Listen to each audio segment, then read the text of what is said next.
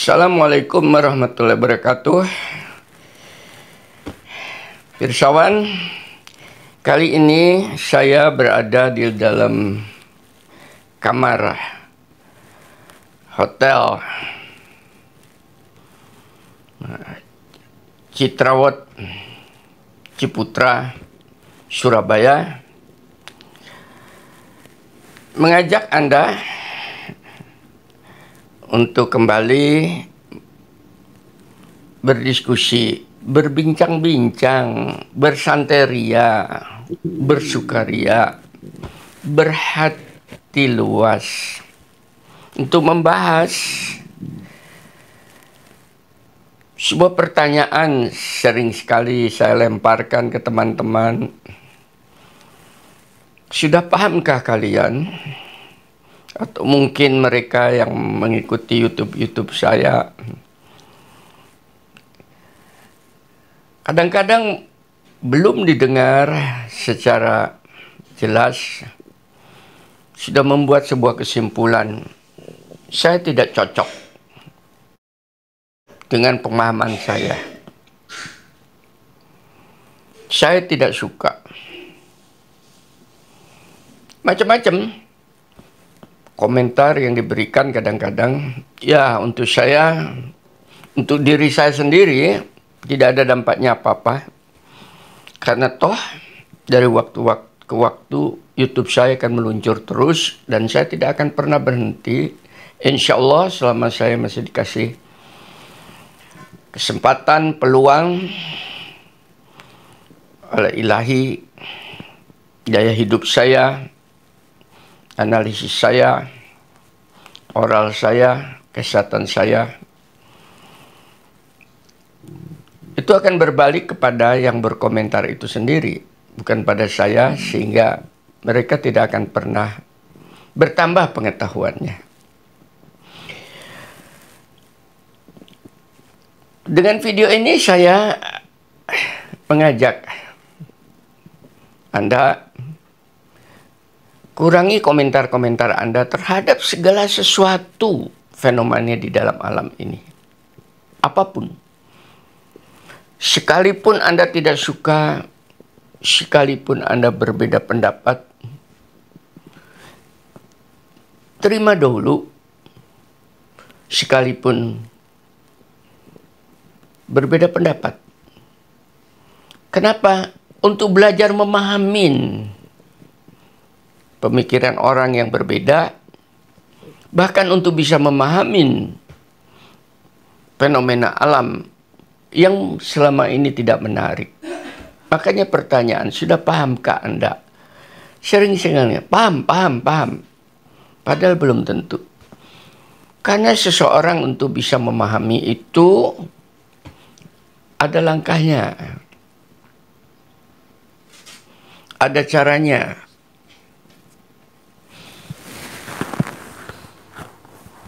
Saya bukan mengajarin kepada Anda karena Anda sudah hebat, tapi saya mengingatkan kembali. Untuk seseorang itu paham terhadap sesuatu, persyaratan pertama adalah adanya daya ketertarikan dahulu terhadap sesuatu.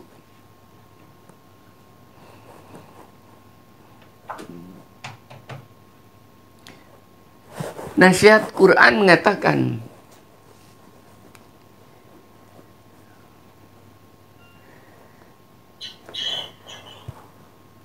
demi matahari yang terbit,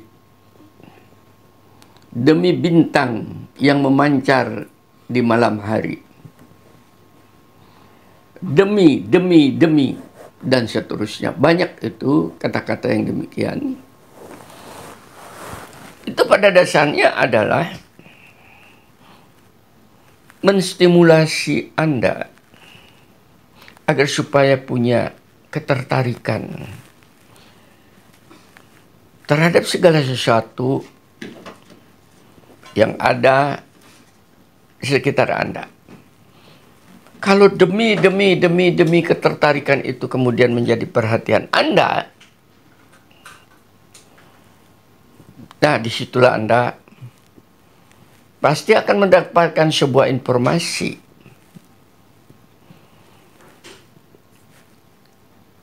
Akhirnya akan Anda perhatikan,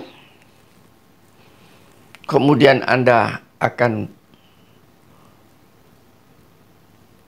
mengamati, lebih fokus. Dengan pengamatan itu, Anda akan dapat informasi yang lebih dahsyat lagi, yaitu tentang sign, tanda-tanda yang ada di dalam fenomena itu tadi. Satu contoh, sekarang Anda melihat video saya, kalau Anda lihat fokus, perhatikan benar, dengan sungguh-sungguh, maka Anda akan mendapatkan sebuah sign, tanda, dari apa yang kau lihat itu tadi. Yakni, dari mana orang setua saya memiliki semangat anak muda, menguasai teknologi, meluncur kata-kata tanpa teks, menghujam, membumi ke dalam rongga dada Anda. Itu sign namanya.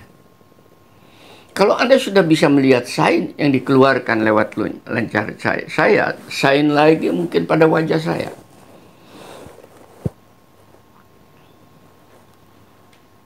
Insya Allah berbinar-binar. Yang selalu saya katakan brightness. Bukan sadness. Bukan kesedihan. Tapi kecerahan. Penuh harapan. Itu namanya sign. Saya yakin semua ingin seperti itu. Kenapa terjadi begini? Karena saya senantiasa dari hari ke hari. Contoh, saya berada di dalam kamar hotel saja. Ini tadi, saya manfaatkan peluang ini tadi untuk memancarkan cahaya-cahaya ilahi ke ruangan Anda saat ini. Sehingga yang terjadi adalah pancaran ilahiyat, yaitu semangat hidup. Kalau itu sudah Anda lakukan dalam keseharian, maka Anda akan kehabisan waktu. Karena apa? Dalam satu waktu yang sama seperti ini pagi hari, saya di dalam ruangan hotel, matahari baru terbit, baru naik, gitu tadi. Ini saja sudah bisa banyak yang bisa saya uraikan dalam waktu yang sama. Tapi saya fokus untuk menyampaikan dahulu bagaimana cara seseorang itu tangga-tangganya untuk sampai kepada paham. Setelah punya ketertarikan, fokus, dan Anda membaca. Kata-kata membaca ini disampaikan juga. Ini metode pendidikan, metode pembelajaran. Oleh Jibril pada saat membawa wahyu pertama kepada Muhammad. Iqra bismi. Bacalah. Artinya bacalah itu di situ. Perhatikanlah. Dengan apa? Dengan nama Tuhanmu. Iqra bismi rabbikal ladzi khalaq. Bacalah dengan menyebut nama Tuhanmu yang menciptakan. Khalaqal insana min alaq. Dia menciptakan manusia dari segumpal darah. Iqra wa rabbukal akram. Bacalah, dan Tuhanmulah yang maha mulia, alladzi a'lama bil qalam, dan mengajar manusia dengan pena, alamal insana ma lam ya'lam, dia mengajarkan pada manusia apa yang tidak diketahuinya.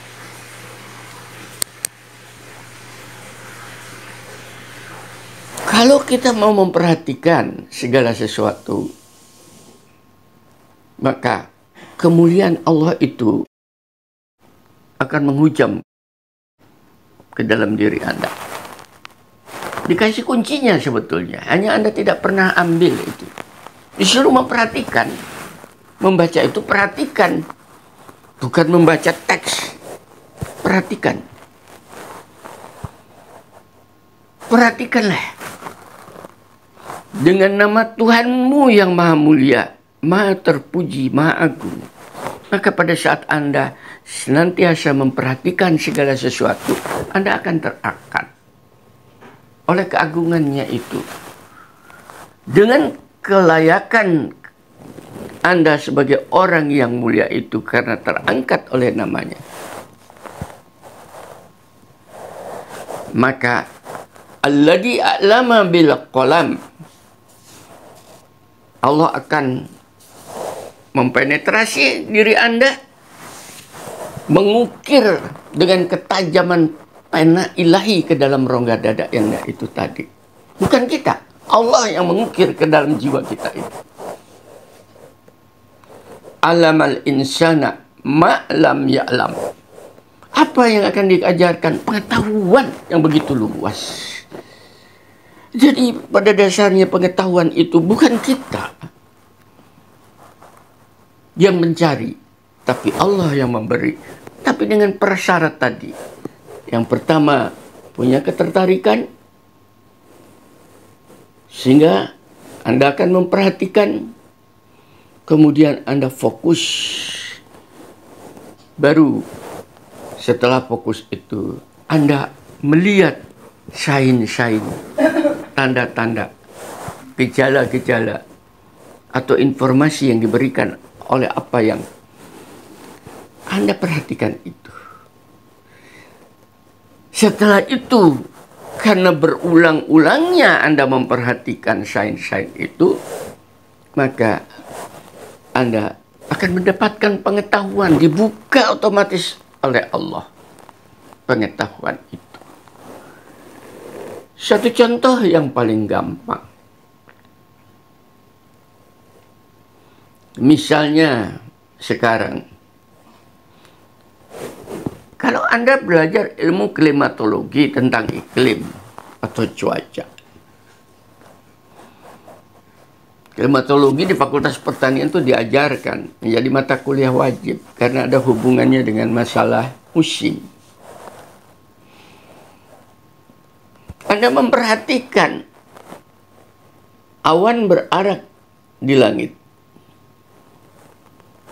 maka Anda bisa membuat sebuah klasifikasi. Kalau awannya hanya seleret putih, itu awan cirrus yang tidak ada artinya dalam pengertian untuk klimat. Tapi Anda kalau melihat kemudian awan itu sudah menggumpal, menghitam di atas langit, maka Anda bisa mengatakan, wah, itu alam yang mengandung curah hujan. Kemudian Anda beri nama awan cumulonimbus. Dengan identitas itu tadi, dengan tanda-tanda, Anda sudah bisa melihat. Sehingga dengan awan saja, Anda sekarang dengan adanya satelit, pergerakan awan bisa dilihat di mana-mana.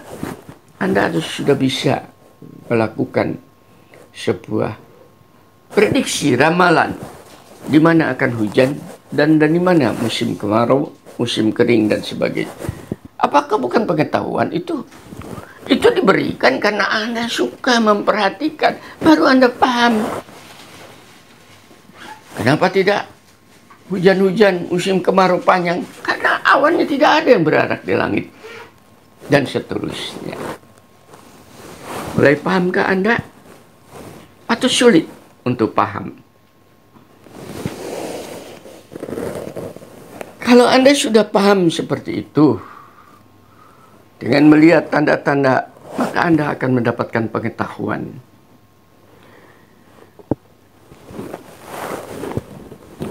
Kalau benda-benda mati, seperti hujan, angin, sinar matahari, gunung, dan sebagainya, sungai, laut, mudah Anda melakukan pengamatan berkali-kali. Karena kejadiannya berulang-ulang, hujan, Anda bisa. Sehingga mudah sekali Anda dengan melihat tanda-tanda itu mendapatkan pengetahuannya cepat. Inilah sebabnya mengapa ilmu eksakta itu lebih cepat berkembang daripada ilmu-ilmu sosial misalnya. Karena ilmu eksakta penuh kepastian. Mudah paham Anda. Dengan kejadian yang sama berulang-ulang dan Anda amatin tanda-tandanya, akhirnya Anda mendapatkan pengetahuan dari ilmu eksakta itu yang kemudian kita kenal sebagai sains. Sehingga cepat. Dengan cepatnya berkembang ilmu eksakta, maka teknologi dampaknya juga akan cepat berkembang. Satu contoh, sekarang Anda mendengarkan dari tempat jauh hanya lewat video. Itu sebuah teknologi lunak. Menggunakan teknologi keras satelit itu tadi. Kenapa? Itu dari ilmu eksakta, ilmu fisika, ilmu matematik, ilmu ukur sudut, dan sebagainya, dan sebagainya. Ilmu gelombang, dan sebagainya. Suara, dan sebagainya. Itu ilmu eksakta. Cepat berkembang. Demikian juga HP yang Anda pegang itu tadi. Kenapa dari waktu ke waktu cepat berubah? Karena bahwa baik itu softwarenya maupun hardwarenya itu terjadi recovery, pembaruan dari waktu ke waktu. Nah, barulah ilmu-ilmu sosial mengikuti di dalamnya. Salah satu contohnya adalah tentang ekonomi. iPhone dulu, BlackBerry, dan sebagainya. Itu ada hubungannya dengan ekonomi di belakang.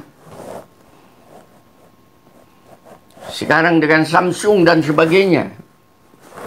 Ilmu ekonomi. Merek-merek dagang dan sebagainya. Di belakang itu setelah hard teknologi muncul.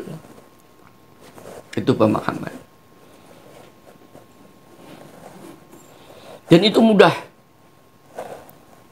Siapapun belajar, memperhatikan, akhirnya mudah paham. Yang sering sekali sulit dipahamin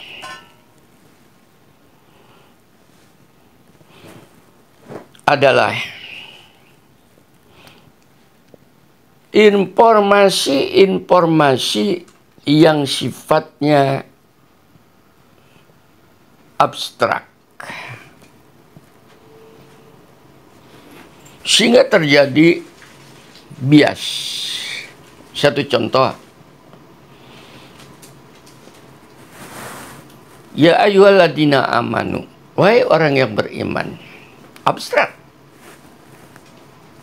Yang dipanggil wahai orang yang beriman itu siapa? Apa itu iman? Abstrak. La'allakum tatakun, agar supaya kamu menjadi orang yang takwa. Abstrak. Gimana bentuknya? Bagaimana mengukurnya? Tidak jelas. Fuqara wal masakin, orang fakir miskin, abstrak. Bagaimana yang fakir dan bagaimana yang miskin? Banyak sekali di dalam Al-Quran itu yang sifatnya abstrak. Nah, disinilah diperlukan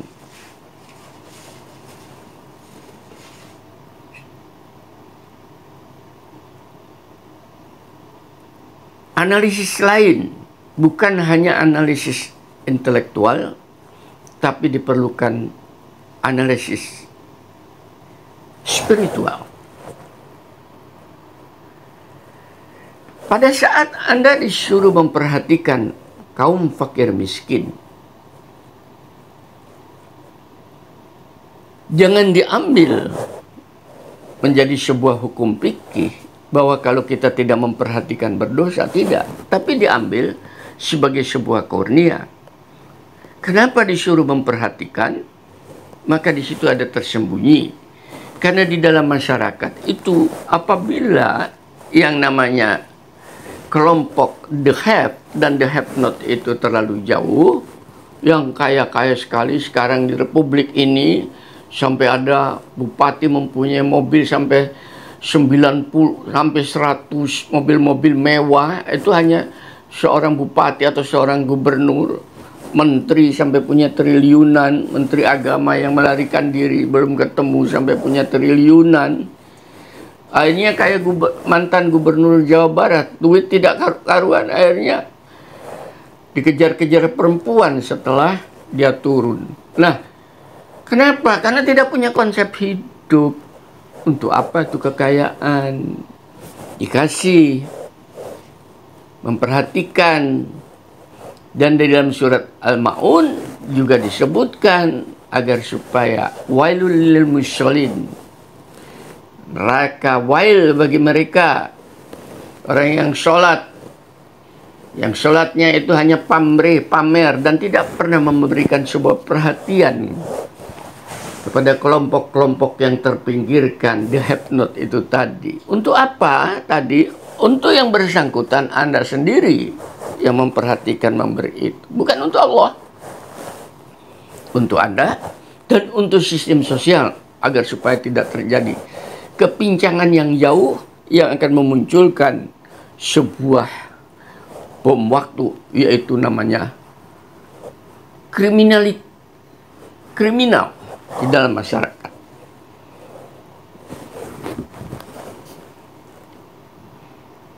Presiden Korea diturunkan. Kenapa? Karena masyarakatnya menganggap presiden ini tidak benar. Turun.